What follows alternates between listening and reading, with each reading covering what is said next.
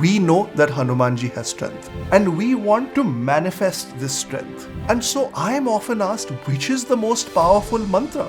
My answer is always this. If you want Hanuman Ji's strength,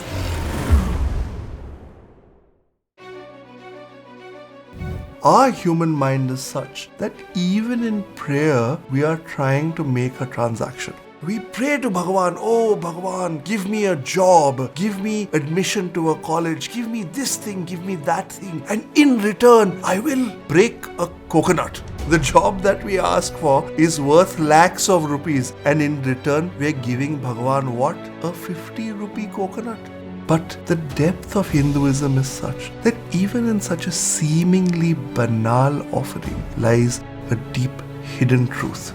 The coconut represents our human ego that is so hard on the outside. It has so much karma, like those thick matted hairs that we have to pull off a coconut. And then we are left with the hard shell. But that hard shell of the ego, when offered at the feet of Bhagavan, cracks open, reveals the sweet nectar and fruit that lies within. So too, on the inside of our ego lies the sweet bliss of Paramatma. Bhagavan's only ask is, give me your ego, I will give you everything. And Hanuman Ji is one such servant of the Lord who has given everything that he has, all of his strength, all of his intellect, his entire body, each and every one of his breath is only given to serving the Lord. And in doing so, we learn that Hanuman Ji can manifest anything and everything. And finally, when he has manifested everything and Bhagavan has nothing else left to give, what does Bhagavan give him? Bhagavan gives him himself. And this beautiful episode of not just manifestation, but true results of bhakti we have seen in our last video. Now, some of you may think, oh Om, that's very good, very good. That's, good that he got bhakti. But what can Hanuman Ji give me if I pray to him? This question may come up in our hearts. And so Goswami Tulsidas Ji has addressed this as well. तुम उपकार सुग्रीव हिकीना राम मिलाय राज्य पद दीना तुमरो मंत्र विभीषण माना लंकेश्वर भय सब जग जाना. You did such an invaluable favor to Sugriv. You connected him to Bhagavan Shri Ram and Bhagavan Shri Ram gave him the kingdom. Now, the story of Vali and Sugriv is fascinating. Both Vali and Sugriv were Vanaras. They were brothers. Vali was the king of the Kishikinda kingdom. And as brothers, Sugriv was Vali's deputy. One day, in the course of his leadership and battles, Vali and Sugriv chased a demon into a cave. At which point Sugriv said to Vali, Vali, don't go into the cave, because in the darkness the demons are strongest. So too in our lives, in the darkness is when our demonic tendencies come up. But Vali, in his arrogance, threw away Sugriv's advice and said, I'm going to follow this demon into the cave. If I don't come out in 2 weeks, go back to Kishikinda and rule. Assume that I am dead.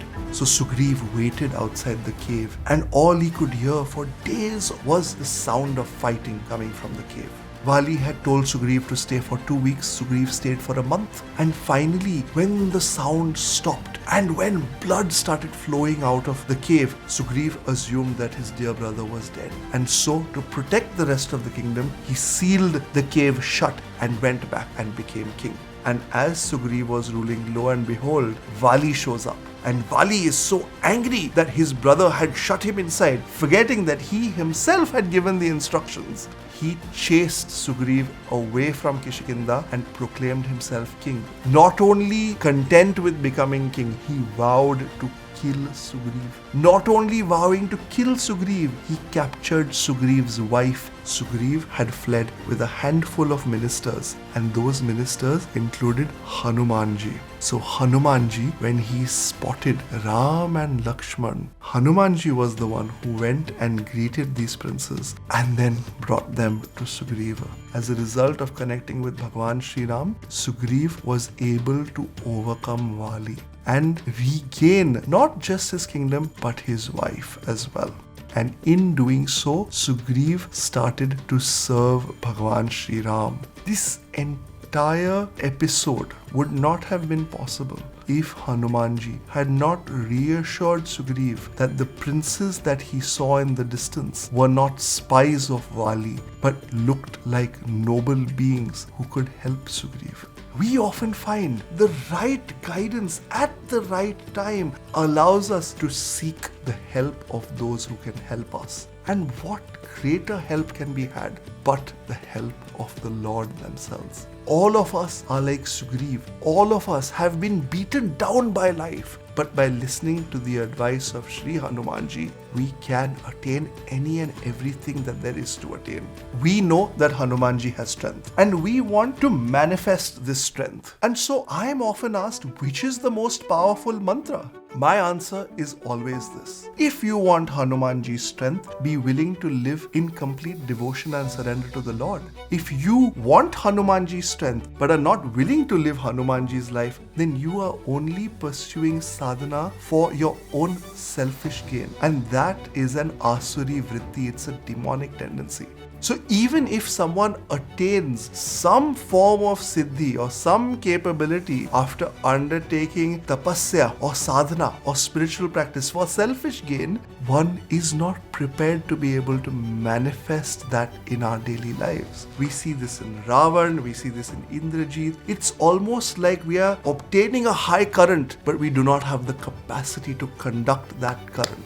To increase our capacity, we need to follow Hanuman Ji's mantra. Now, mantra has two meanings. One is manaha trayate iti mantra. That which helps us transcend the mind is a mantra. But another meaning of mantra is mantrana, advice. The advice that Hanuman Ji gives. This advice is so powerful that even a Rakshas can achieve the feat of Bhagavan Sri Ram. And this is the advice that he gives to Vibhishan, Ravan's brother. Hanuman Ji meets Vibhishan in his first visit to Lanka. There, while searching through Lanka, he finds one house where there is a tulsi plant at the entrance. The person who lives in that house, the first thought that they have and the first word that they speak when they wake up is Ram. And so Hanuman Ji befriends this person who is Vibhishan and gives him the following advice. That it's not enough to simply chant Ram.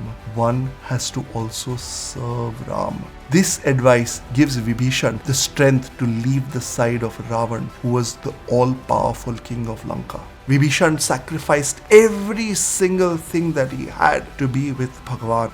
And we see that our Hindu philosophy is so great that the message and example is consistent across the ages and across texts. In the Bhagavad Gita, Bhagavan Shri Krishna says, one who is willing to sacrifice is fit to gain or manifest everything. By following your advice, he became the king of Lanka. By willing to give everything up in the service of Bhagavan, Vibhishan gained everything that there was to gain. And over and above the lordship of Lanka, he gained the company of Bhagavan Sri Ram, such that even today, when we think of the Ramayana, we speak of Vibhishan.